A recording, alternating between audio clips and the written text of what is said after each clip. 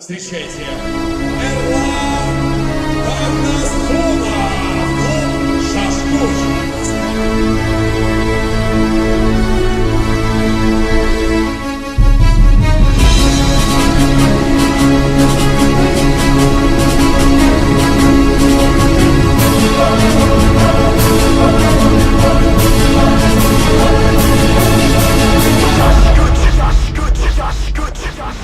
Жүрегінде ерініп, ешқашан өшпеген талықпайын ертеңіп, өз мекеніне күйін татықты кіргізіп өнер азамат балдары